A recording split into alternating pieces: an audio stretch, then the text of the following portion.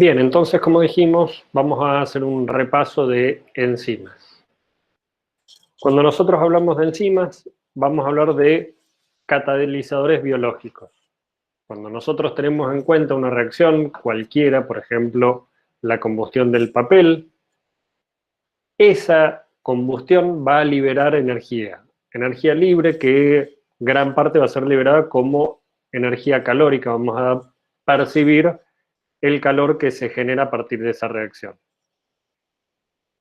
Esos cambios de energía nosotros los podemos prever en función de la energía que tienen los reactivos, en primer lugar, comparada con la de los productos. Esta misma curva que nosotros muchas veces la hemos visto para delta H, también sirve para delta G, tienen la misma forma.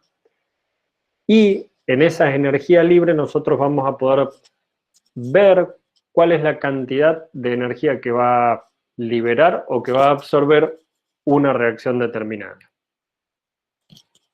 En el caso de las enzimas, lo que van a hacer es posibilitar que una reacción cualquiera pueda ocurrir más rápidamente. Cuando nosotros hacíamos o revisábamos la cinética de las reacciones en Química General 2, nosotros habíamos visto dos parámetros muy importantes. Primero, las partículas que van a reaccionar tienen que chocar con suficiente energía entre ellas, y esa energía es la que nosotros denominamos energía de activación, que es, por ejemplo, la curva roja que tenemos acá, esta que tenemos ahí. Por otro lado, tienen que chocar con la orientación adecuada. Los catalizadores biológicos, las enzimas, como vamos a ver, lo que hacen es disminuir esa energía de activación a través de la orientación de los reactivos que están por reaccionar. Cuando veíamos las leyes de la termodinámica, vimos que en general una reacción se va a producir siempre que aumente el desorden del universo. Cuando nosotros tenemos los dos parámetros en cuenta, desorden, es decir, la entropía y la entalpía, nosotros podemos llegar a calcular la energía libre. Esa energía libre, además, la podemos relacionar con las concentraciones de productos y reactivos, y nosotros podemos concluir que para que una reacción avanzara de izquierda a derecha, el delta G tenía que ser negativo. Eso quiere decir que la reacción tiene que liberar energía. Lo que vamos a hacer entonces ahora es hablar un poco de las enzimas, vamos a hablar de las características generales de las enzimas y vamos a ir a ver cómo funcionan ellas, cómo se pueden regular la actividad de estas enzimas. Estas enzimas, como dijimos inicialmente, son de naturaleza proteica, son proteínas que tienen una actividad biológica determinada. Van a interaccionar con iones, van a interaccionar con moléculas pequeñas, como glúcidos o lípidos, o con moléculas más complejas, como... Cuando nosotros hablamos de una enzima, nosotros tenemos que entender que esas enzimas van a estar tomando o identificando reactivos, moléculas, que están en un mar de componentes diferentes. Nosotros vamos a estar hablando que estas enzimas están dentro de una célula. Dentro de esa célula hay miles de moléculas diferentes y cada una de estas enzimas va a unirse a un determinado tipo de moléculas. Eso que nosotros estamos definiendo ahí es la especificidad. Es la capacidad de estas enzimas de unirse a una molécula antes que a cualquier otra. Eso hace que cada una de estas enzimas tengan un sustrato o un tipo de sustrato determinados. Por el otro lado, vamos a hablar de afinidad en cuanto a la fuerza de esa unión, de la unión entre la enzima y el sustrato. Para medir esa afinidad, nosotros vamos a utilizar la KD, que es la constante de disociación, que sería la inversa de la constante de equilibrio. Mientras más fuerte sea esa constante, mientras más fuerte sea la interacción entre la proteína y el ligando, más bajo va a ser el KD, que es la constante de disociación. Nosotros esas enzimas, para que puedan actuar como catalizadores en los seres vivos, vamos a definir algunas características físico-químicas para poder medir esas afinidades. En general, lo que nosotros vamos a hacer es tener en cuenta que la temperatura de los organismos que vamos a estudiar, sobre todo porque vamos a estudiar organismos homeotermos, la temperatura va a ser de 37 grados. La presión a la cual van a estar estos mamíferos o a la cual se va a ejercer sobre estas enzimas es de 1 atmósfera, y el pH va a ser entre 6,5 y 7,5. Acá tenemos una llamada que nos habla de que esos pHs van a ser en la mayoría de las regiones de la célula o en la mayoría de los tejidos. ¿A alguien se le ocurre algún pH distinto que pueda estar ya sea dentro de una célula o dentro de un mismo organismo, en algún lugar donde tengamos un pH distinto a 6, 7? En el estómago, que es un pH más ácido. Exactamente, en el estómago nosotros tenemos pHs mucho más ácidos, de alrededor de 2, 3. Dentro de una célula nosotros vamos a tener, por ejemplo, como vamos a ver más adelante y con más detalle, los lisosomas. Los lisosomas es un lugar donde se degradan las macromoléculas presentes en una célula, y eso también tiene un pH de alrededor de 4 a 4,5. Recién hablamos de la especificidad. Para poder medir esta especificidad, como dijimos, vamos a tener que tener en cuenta las características o los parámetros que recién acabamos de definir. Para poder compararlas, entonces, vamos a medirlos en esos parámetros. En función de eso, nosotros vamos a tener algunas enzimas que tienen alta especificidad de unión para moléculas o grupos de moléculas similares. Vamos a hablar de especificidad absoluta cuando tienen especificidad por un sustrato, en particular por un único sustrato. Por ejemplo, la fumarato hidratasa tiene únicamente actividad sobre el isómero trans. Y por otro lado vamos a tener algunas que van a tener especificidad de grupo. En particular, esta que tenemos acá es una esterasa que lo que va a reconocer es ésteres. No le va a importar cuáles son los grupos R que tengan al lado, es decir, la molécula puede ser más larga, más corta. La enzima va a reconocer el enlace éster. Entonces vamos a tener absoluta o de grupo.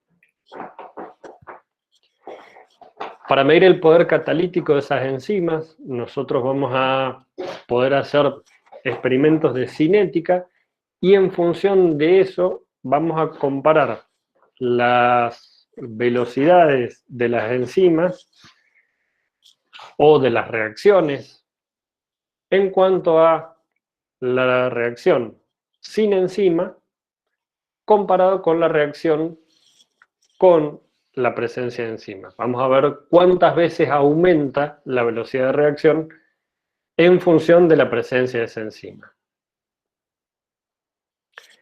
Como decíamos recién, las enzimas van a estar constituidas únicamente por una proteína o por una proteína y otra molécula.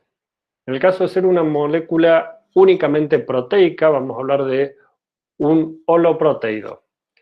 En el segundo caso, cuando nosotros tengamos una proteína y otra molécula que la va a estar acompañando, vamos a hablar de apoenzima, y esa molécula que la acompaña es un cofactor o un agente auxiliar. Cuando nosotros tenemos la apoenzima, es decir, la parte proteica más el cofactor, vamos a hablar de una unidad funcional denominado holoenzima. Esos cofactores pueden ser desde un átomo, un ion o una molécula, en cualquiera de los casos no van a tener naturaleza proteica, y que van a participar de la catálisis enzimática sin ser ni la enzima ni el sustrato. Esos cofactores en general van a estar próximos al sitio catalítico y van a ayudar de alguna forma, como vamos a ver más adelante, a la enzima para que su actividad o sea mejor o directamente van a activar a esa enzima. Dentro de los cofactores vamos a tener tres grupos. Los grupos prostéticos, las coenzimas y los activadores. En este caso, como dijimos recién, cualquiera de esos tres puede que sean necesarias para la actividad de la enzima o que aumenten la actividad de la enzima. Los cofactores pueden participar de dos formas. Pueden estar unidos muy fuertemente a la proteína y salir sin ser modificados, como los grupos prostéticos. Acá tenemos un ejemplo de una flavoproteína que tiene un grupo flavínico como grupo prostético. Y por otro lado, también pueden funcionar como segundo sustrato, es decir, como cosustratos. En este caso, una vez que la enzima cumple su acción, ese cosustrato también es modificado. En el caso anterior, el grupo prostético no era modificado durante la reacción. El segundo sustrato o cosustrato sí sale modificado de esa reacción y forma el grupo de las coenzimas. En ese caso, además, la unión entre la enzima y la otra molécula es relativamente débil. Y el caso más gráfico es el NAD reducido y oxidado, que en las reacciones de óxido-reducción catalizadas por enzimas van a cambiar su estado de oxidación a la par que cambie o que se produzca la actividad enzimática. En el tercer grupo de cofactores tenemos los activadores. En este caso vamos a tener cationes y aniones inorgánicos y que nuevamente la forma de actuar va a depender de cada uno de esos iones. En un catión en particular, por ejemplo, hay algunas enzimas que van a requerir potasio, el catión potasio. Y hay otras que van a requerir simplemente un catión monovalente. Puede ser potasio, puede ser sodio, la única característica que necesita la enzima es que tengan una carga positiva. En el caso de las enzimas, además, también pueden actuar aún en presencia del catión o en ausencia del catión. Es decir, van a ser activas, pero la presencia del catión puede aumentar esa actividad enzimática.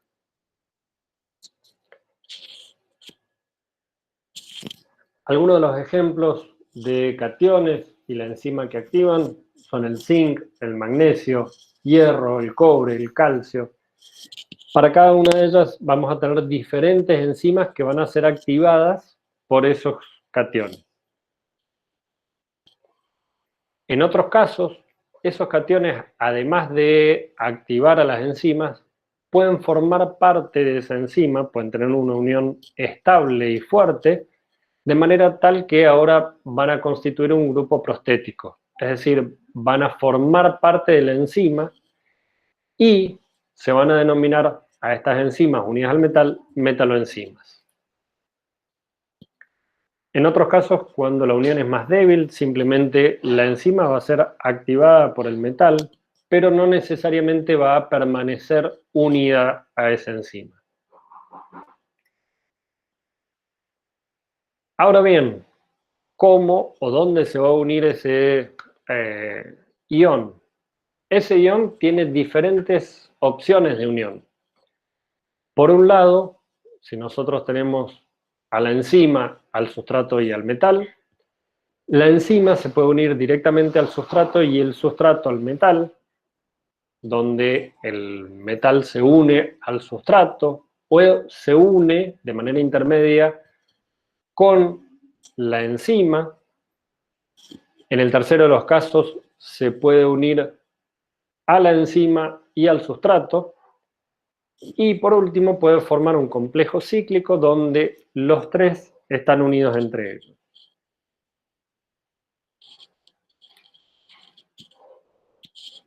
Cuando hablamos de las catálisis, podemos distinguirlas en dos grandes grupos. Por un lado la homogénea y por el otro lado la heterogénea. La homogénea tenemos tanto al catalizador como a los reactivos en la misma fase físico-química. En la heterogénea, catalizador y reactivos pueden estar en distintas fases físico-químicas, es decir, podemos tener una reacción entre gases y un catalizador sólido. Y en general, cuando hablemos de las catálisis enzimáticas, van a tener características de las dos. No vamos a hablar de una homogénea o una heterogénea, sino que van a tener características mixtas. Hasta ahora hablamos de las enzimas, de los sustratos y de la relación con los cofactores. Muy importante definir en este momento el centro activo. El centro activo es el lugar donde se va a unir el sustrato y donde se va a dar la catálisis propiamente dicha. En ese centro activo nosotros vamos a poder ver que el sustrato se va a unir y allí es donde va a sufrir la transformación química. Dentro de esa región, ese sitio activo, vamos a poder determinar dos zonas muy importantes. Por un lado, los sitios de unión a la enzima, que es donde el sustrato va a interaccionar con la enzima. Esos son los sitios de unión o fijación, donde vamos a tener ciertos aminoácidos que van a interaccionar con el sustrato.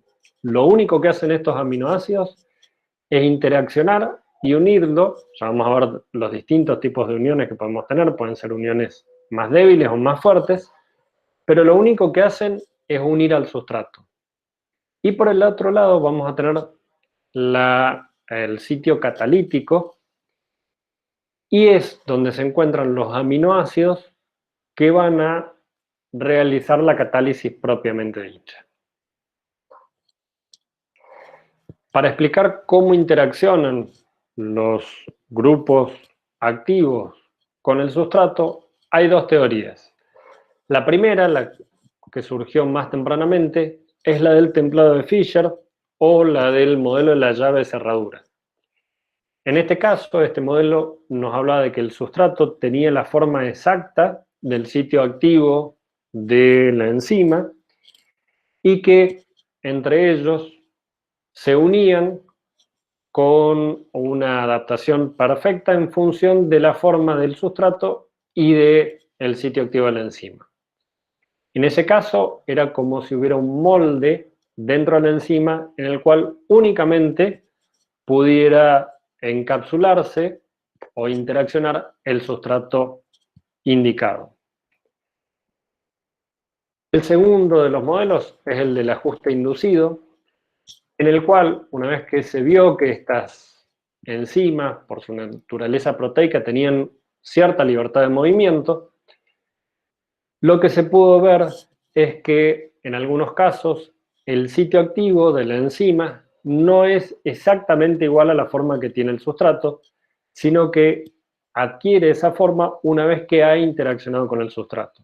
Es decir, el sustrato interacciona con una enzima, esa enzima se pliega de forma tal de tener una cavidad que exactamente rodee al sustrato.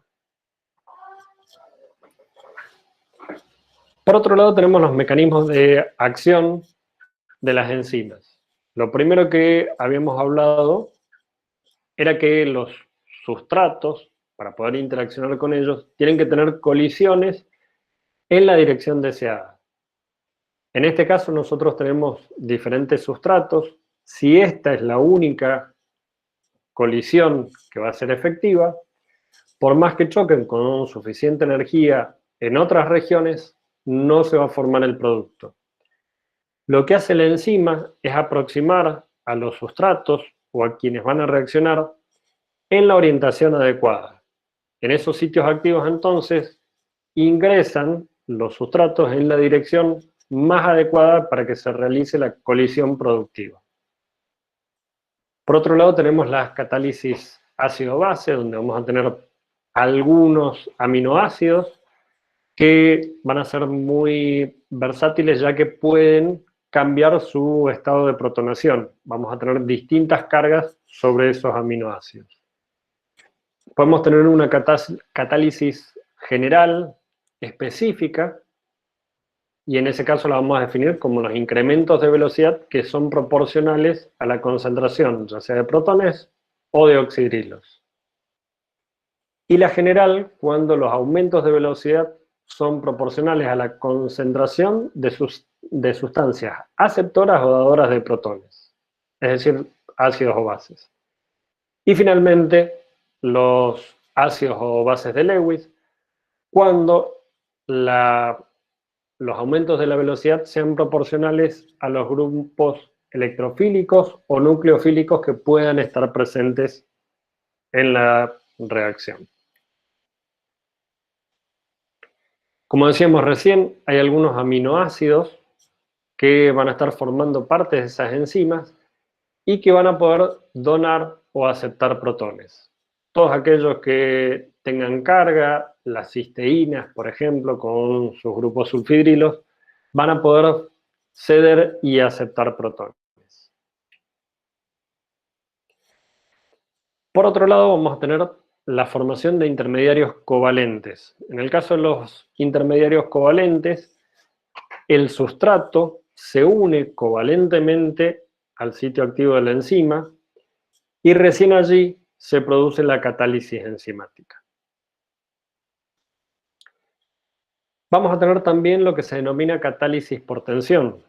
En el caso de la catálisis por tensión, vamos a tener, por ejemplo, este sustrato donde la reacción que va a catalizar la enzima es la ruptura de este enlace. Estos sustratos se unen al sitio activo de la enzima y la enzima, una vez que está unida a su sustrato, deforma su estructura tridimensional de manera de alejar esos dos compartimentos del sitio activo. Al alejar esos compartimentos, la parte A y la parte B de esa molécula se separan lo suficiente como para que ese enlace se rompa. Cuando nosotros analizamos los sitios activos de las enzimas, vamos a poder ver que los aminoácidos que tienen las diferentes enzimas que cumplen la misma actividad van a ser muy similares, son homólogos entre sí.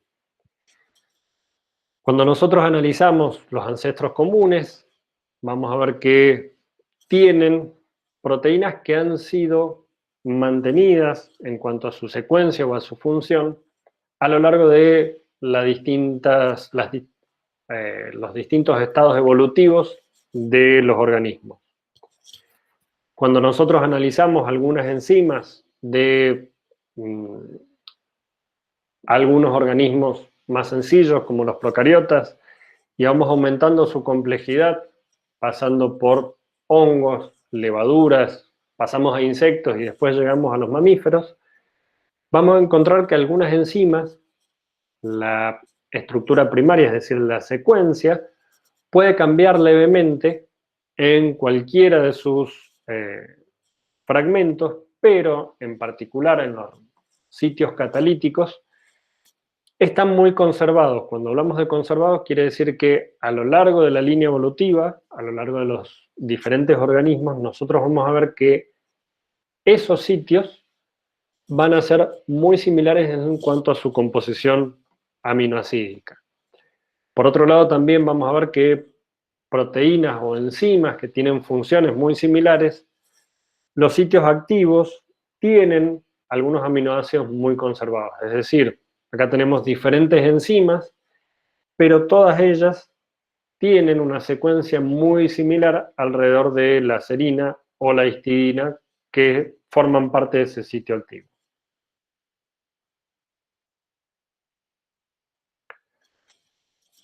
Por otro lado, lo que vamos a analizar también son las isoenzimas. En el caso de las isoenzimas, son diferentes versiones de esa enzima que surgen de la duplicación de un gen. Esas duplicaciones del gen se dan sobre todo en enzimas que son muy importantes para el desarrollo del organismo. Por eso, el organismo se quiere asegurar de que nunca le falte esa enzima y tener varias opciones para evitar problemas, por ejemplo, por mutaciones en el gen original. En ese caso, las isoenzimas pueden tener algunas pequeñas diferencias entre sí, pueden ser más sensibles a regulaciones específicas, pueden tener mayor o menor afinidad por el sustrato, pueden estar más expresadas en distintos tejidos. Y como dijimos recién, lo más importante es que se le da una copia de respaldo al organismo para que tenga más de una opción de esa enzima.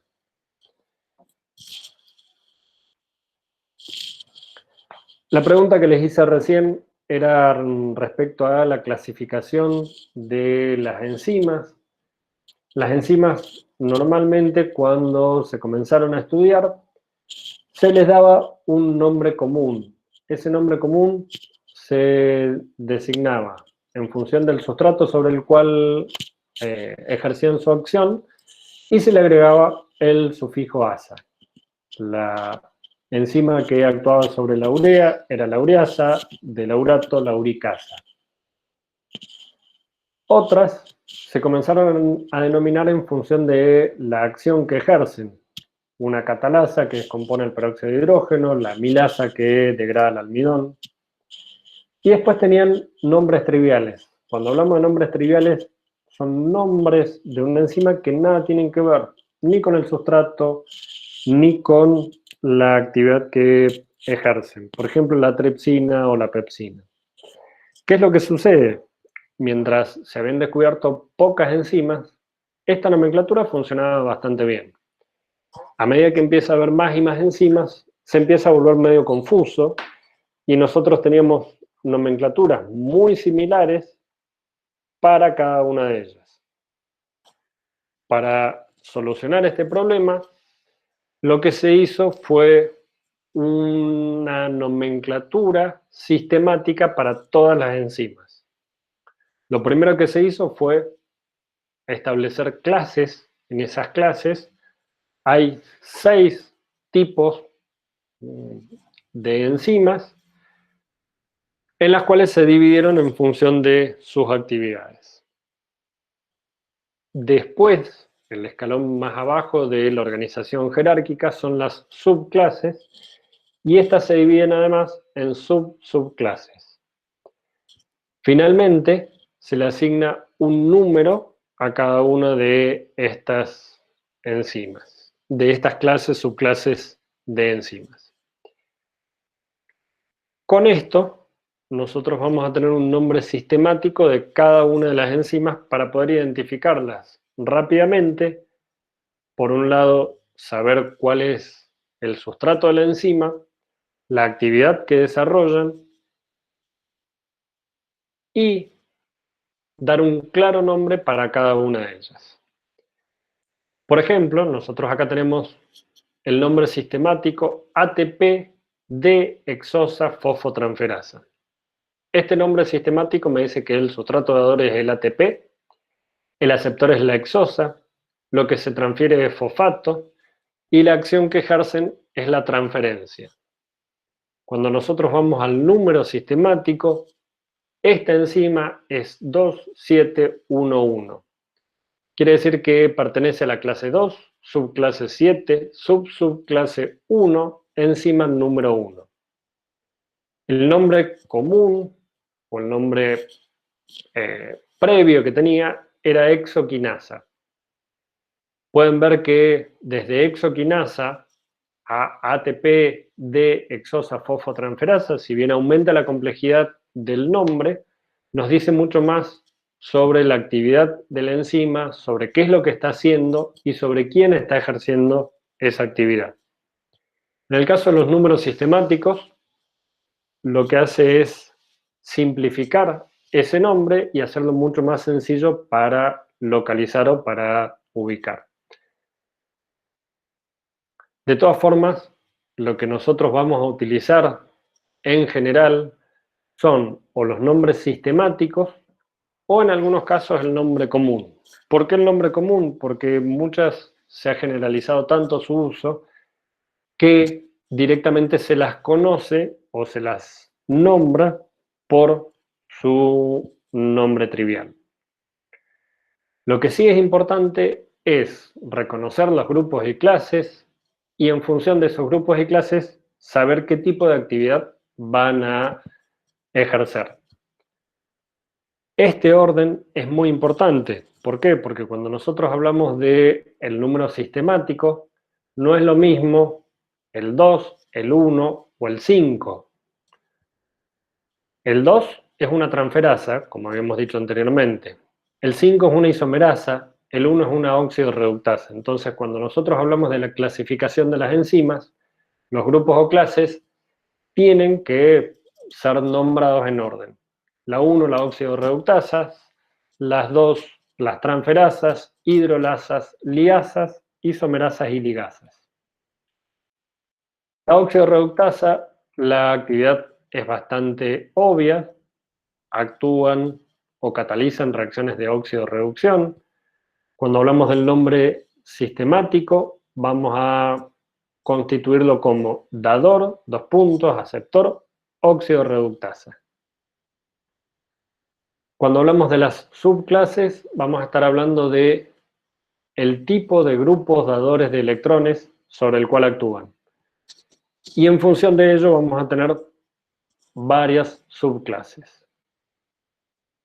Este es un ejemplo, nuevamente, la enzima 1116 es la glicerol NAD óxido reductasa.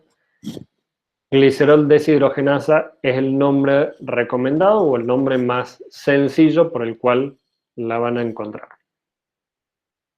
En el caso de las transferasas van a transferir un grupo y ese grupo va a ser diferente al hidrógeno. Nuevamente el nombre sistemático va a ser dador-aceptor, grupo transferido, transferasa. Dentro de las subclases va a depender de los grupos o los residuos que vayan a transferir. Pueden transferir grupos de carbonos, grupos nitrogenados, grupos de azufre. Nuevamente tenemos un ejemplo, la acetil-CoA-carnitina o acetiltransferasa. El nombre recomendado es carnitina acetiltransferasa. Las hidrolasas van a romper hidrolíticamente diferentes enlaces. Cuando hablamos romper hidrolíticamente, quiere decir que van a hacer una ruptura de un enlace en presencia de agua. Y la subclase va a depender del tipo de enlace que rompan. La acilcolina acilhidrolasa, acilcolina esterasa es el nombre recomendado, es uno de los ejemplos de este tipo de enzimas. En el caso de las liasas, van a catalizar la liberación de grupos con enlaces carbono-carbono, carbono-oxígeno o carbono-nitrógeno. Y esa liberación va a dar origen a formaciones de dobles enlaces entre los carbonos que hayan quedado. De la misma forma, también pertenecen a este grupo de liasas las que adicionan átomos o grupos atómicos a los dobles enlaces. Dentro de las subclases van a encontrarse en función del tipo de enlaces sobre el cual estén actuando. La malato hidroliasa también conocida como fumarato hidratasa o fumarasa, es uno de los ejemplos de estas enzimas. Las isomerasas van a generar cambios geométricos, ópticos o estructurales, dando lugar a isómeros dentro de esas moléculas. Las subclases nos van a hablar del tipo de isómeros que estén produciendo. Y finalmente las ligasas, donde van a catalizar la unión de dos moléculas, pero acopladas a la hidrólisis de un enlace pirofosfato que generalmente va a ser donado por el ATP o por compuestos similares, que vamos a ver más adelante, que pueden tener enlaces de alta energía y que nos puedan donar energía para que se dé esa reacción. Las subclases van a depender del tipo de enlaces que formen. Y nuevamente tenemos un ejemplo, la L-glutamato amonio ligasa o glutamato amonio ligasa, en función de la reacción que cataliza. Ahora bien, nosotros vimos la clasificación. Dentro de las enzimas que puede tener un organismo, tenemos más de, este número es un poco antiguo, no son 2000, sino que hay más de 5000 enzimas diferentes que dentro de una célula pueden estar actuando. La pregunta es, ¿actúan todas juntas, todas a la vez? En general no están todas activas al mismo tiempo. Va a haber algunas que van a actuar ante estímulos que recibe la célula y otras que van a estar actuando permanentemente. Por eso nosotros podemos dividirlas en dos grandes grupos. Por un lado, las enzimas constitutivas, que son las que están constantemente trabajando, es decir, que su actividad no es regulada y siempre están catalizando reacciones. Por otro lado, vamos a tener aquellas inducibles o adaptativas que van a necesitar de algún estímulo para que comience su actividad. Cuando hablamos de la medición de esas actividades y las concentraciones enzimáticas, nosotros vamos a hablar de la cantidad de sustrato transformado por unidad de tiempo. Las unidades internacionales de las enzimas nos hablan de la cantidad de enzima que cataliza la transformación de 1 micromol de sustrato por minuto. Obviamente, como cualquier otro tipo de reacciones, esas reacciones o esas cantidades son medidas en condiciones definidas. También vamos a ver los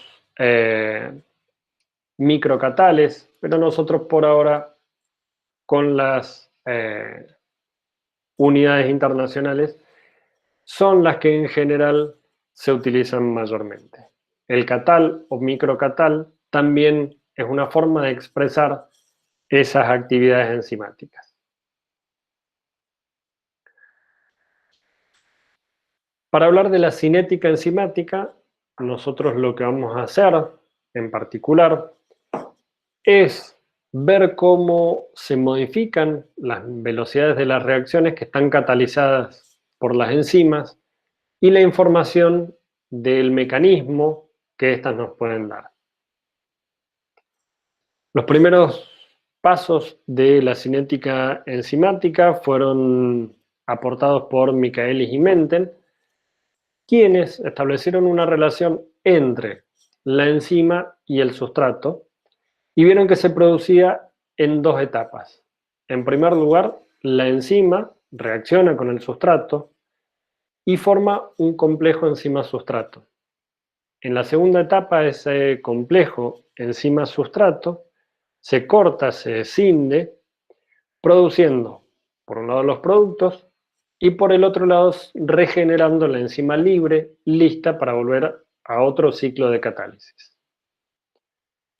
Cuando hablamos de reacciones, nosotros lo podemos escribir como la enzima más el sustrato, que produce el complejo enzima-sustrato, y este, que produce nuevamente la enzima y el producto. Cada una de estas reacciones van a tener constantes directas e inversas de velocidad, y eso nos habla de reacciones reversibles.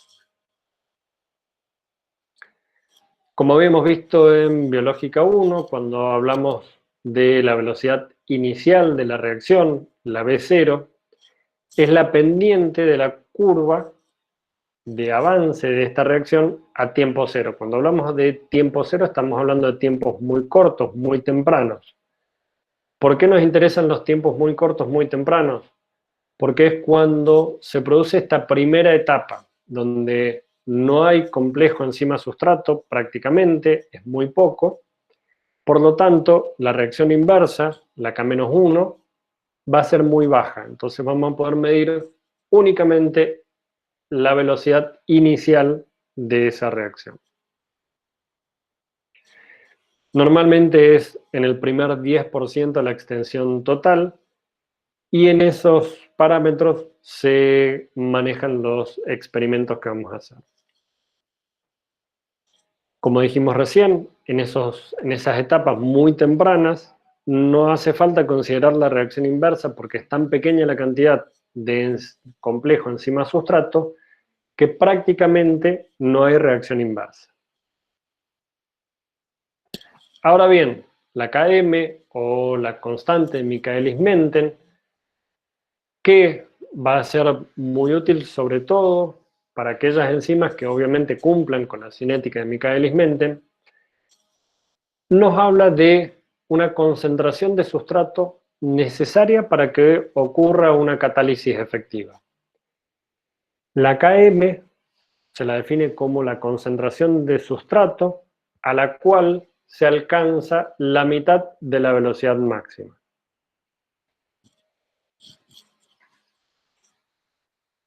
Esa Km, esa constante de Michaelis-Menten, va a ser específica para cada una de las enzimas y va a haber muchas variables que pueden llegar a influir en ella. Como dijimos antes, la temperatura, los valores de pH y, como vamos a ver más adelante, la presencia de competidores van a o pueden alterar las KMs observadas.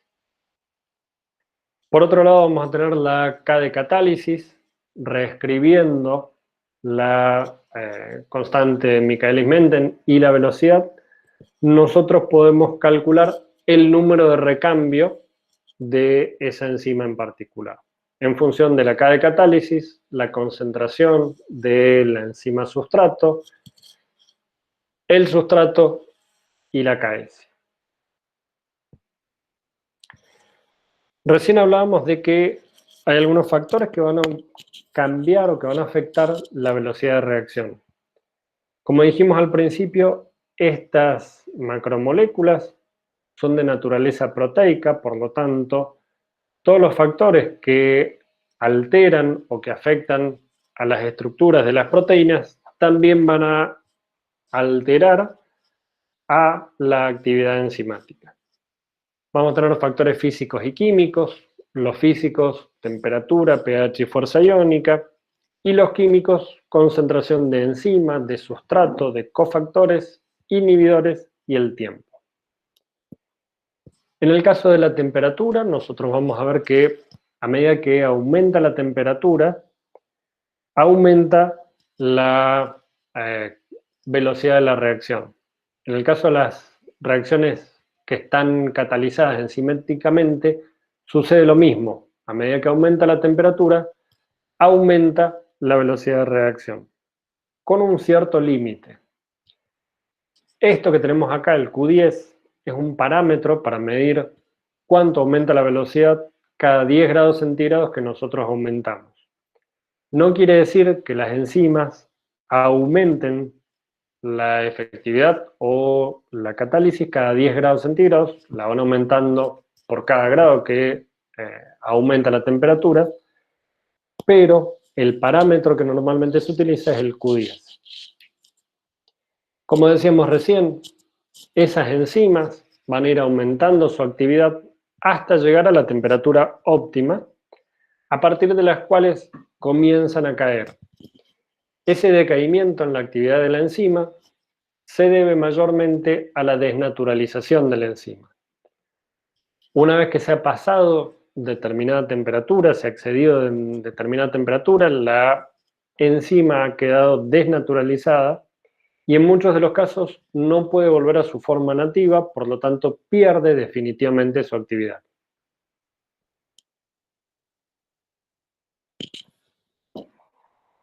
Como decíamos recién, aumenta la velocidad a medida que aumenta la temperatura hasta llegar a la temperatura óptima y luego de la cual decae drásticamente.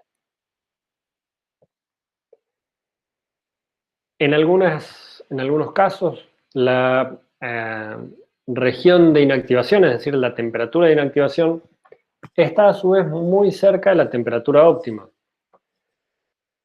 En algunas enzimas, como podemos ver acá, tienen su actividad relativa máxima a altas temperaturas.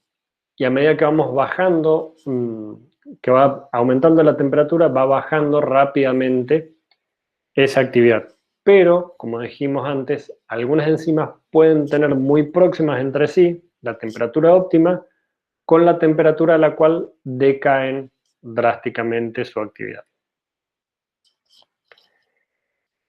Hay algunos organismos que están habituados a vivir en temperaturas muy bajas o en temperaturas muy altas, y en este caso las enzimas que poseen estos organismos están adaptadas también a esas altas temperaturas. Las enzimas que tienen esos microorganismos son muy termorresistentes. Los ribosomas, que es donde se va a dar la síntesis proteica, también son termorresistentes. Y las membranas son ricas en ácidos grasos saturados, lo que hace que esos enlaces hidrofóbicos sean más fuertes y sean más estables frente a la temperatura. En el caso de las bajas temperaturas, nosotros vamos a tener los microorganismos con enzimas resistentes al frío, que van a ser activas aún a bajas temperaturas, lo mismo que los sistemas de transporte, y en el caso de las membranas celulares, van a aumentar la proporción de ácidos grasos insaturados. Para el pH y la fuerza iónica también vamos a tener una curva donde vamos a tener un pico de actividad que va a ser la actividad óptima, y en general tanto pH como fuerza iónica lo que van a modificar o lo que pueden modificar, además de la estructura de la proteína, es el estado de protonación del sitio activo, tanto del sitio catalítico como del sitio de unión a los sustratos. Al cambiar el estado de protonación, que ahora donde había cargas positivas no haya o haya cargas negativas, eso puede hacer más débil la unión o el reconocimiento con el sustrato, o puede disminuir la actividad del sitio catalítico. Nuevamente, con el pH vamos a tener algunas enzimas que van a tener un pH óptimo alrededor de 8, otras que van a tener una actividad óptima a pH mucho más ácidos, algunas que no van a tener cambios en función del pH, y todo va a depender mayormente del lugar donde estén actuando. Como habíamos dicho anteriormente, pueden estar en el estómago o pueden estar formando parte de los lisosomas y necesitar, por ejemplo, pHs más ácidos. En cuanto a los factores químicos, la concentración de la enzima es la más sencilla. A medida que aumenta la enzima, linealmente aumenta la velocidad de reacción. Cuando nosotros calculamos este gráfico que tenemos acá, es la velocidad inicial. Cuando nosotros vamos a la curva de catálisis de una enzima, a medida que aumentemos la cantidad de enzima, también va a aumentar la velocidad.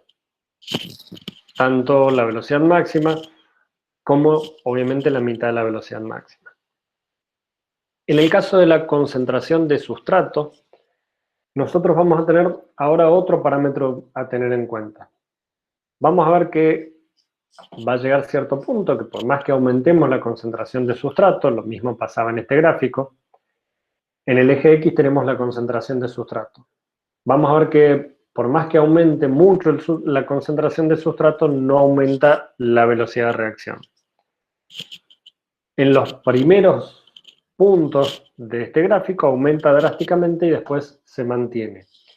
Y esto se debe a que al comienzo del agregado de sustrato, de la concentración de sustrato, nosotros vamos a tener mucha cantidad de enzima libre. Siempre vamos a tener enzima disponible para que haga la reacción. Una vez que la enzima se satura, es decir, que yo tengo todas las enzimas trabajando en la catálisis, por más que agregue sustrato, no va a aumentar la velocidad porque no tengo enzima disponible para realizar la catálisis. Vamos a ver después otros tipos de cinéticas enzimáticas. Esta sigmoidea la vamos a ver bastante más adelante. Y lo otro que vamos a ver van a ser los inhibidores. En este caso, estos inhibidores son moléculas que van a alterar la actividad enzimática. Vamos a tener de dos grandes tipos, reversibles o irreversibles. Y además los podemos clasificar en competitivo, no competitivo o acompetitivo. Los competitivos van a tener una estructura similar a la del sustrato, por lo tanto van a competir con el sustrato por el sitio activo de la enzima. En este caso vamos a tener la enzima que se puede unir al sustrato, pero también vamos a tener el inhibidor que se puede unir a la enzima y formar el complejo enzima-inhibidor. En ese caso nosotros vamos a tener una modificación de la Km, vamos a tener un valor de K aparente que va a ser distinto, va a ser mayor, es decir, vamos a necesitar una mayor concentración de sustrato para alcanzar la mitad de la velocidad máxima. En algunos casos, esa misma competitividad se puede ver con una enzima que reconozca dos sustratos. En el caso que tenemos acá, la glucoquinasa puede actuar sobre glucosa o sobre manosa. En el caso de estar actuando sobre glucosa, en presencia de manosa, la manosa puede actuar como si fuera un inhibidor para la glucosa y disminuir la velocidad de reacción de la producción de glucosa 6-fosfato. En el caso de las no competitivas, la inhibición se va a dar cuando el inhibidor se una directamente a la enzima o se una al complejo enzima-sustrato. En ese caso, nosotros, como dijimos anteriormente, vamos a tener que el sustrato se puede llegar a unir aún en presencia del inhibidor, pero vamos a tener una diferencia en su velocidad. La última de las inhibiciones es la A competitiva, y en ese caso lo que vamos a ver nosotros es que el inhibidor se va a unir únicamente al complejo enzima-sustrato, no a la enzima libre. En este caso se va a disminuir la velocidad máxima y el inhibidor también va a producir una constante de Michaelis-Menten aparente, diferente a la normal. En particular va a ser menor a la Km que cuando no está el inhibidor. Finalmente vamos a ver la inhibición por sustrato, donde algunas enzimas están realizando una actividad enzimática actuando sobre un sustrato, y cuando el sustrato aumenta grandemente sus concentraciones, estas enzimas dejan de actuar. En el ejemplo que tenemos ilustrado es la glucosa 6-fosfato, que produce ATP más glucosa, y en ese caso la enzima es inhibida por uno de los sustratos, en particular por la glucosa 6-fosfato. Para explicar esto hay dos hipótesis postuladas. Una que supone que la enzima tiene dos sitios distintos para la unión al sustrato. Uno que es el catalítico y es el donde se va a producir la reacción, y el otro que es un sitio de unión de inhibición. En el sitio catalítico, como está más accesible al sustrato, se va a unir con mayor facilidad, aun cuando la concentración sea baja. Cuando aumenta la concentración del sustrato, puede llegar a unirse al de inhibición y frenar la enzima. Y el otro de los modelos supone que hay dos conformaciones distintas de la enzima, una activa y la otra inactiva. La enzima inactiva se puede unir al sustrato, pero sin que haya producción de producto.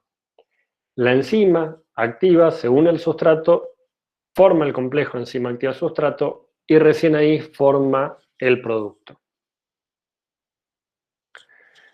Por último tenemos la inhibición irreversible, donde vamos a hablar de los inhibidores suicidas, y son aquellos que van a sufrir las primeras reacciones o los primeros cambios de la reacción que cataliza esta enzima, y el inhibidor va a cambiar su forma química, se va a unir permanentemente a la enzima y no va a permitir que se une el sustrato a esa enzima.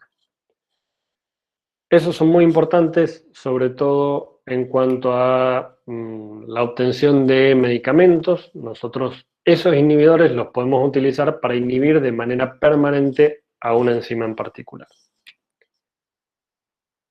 En el caso de los análogos del estado de transición, la estructura va a ser muy similar al estado de transición de la enzima sustrato, y eso también puede causar una inhibición.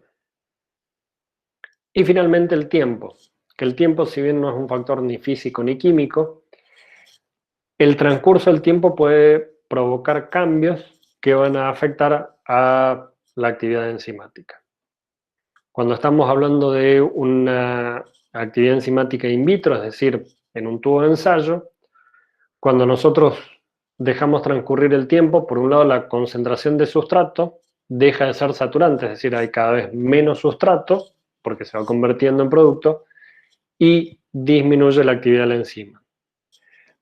La concentración de la enzima también, la concentración de la enzima activa también puede cambiar, porque los cambios de temperatura o pH que se den gracias a la reacción puede hacer que se desnaturalice esta enzima. Lo mismo que el pH, que puede llegar a cambiar durante la reacción por la formación de productos que alteren el pH, y eso cambia la actividad enzimática. In vivo, la disponibilidad de sustrato de la misma forma, la disponibilidad de los cofactores que pueden no estar siempre disponibles y son necesarios para las enzimas.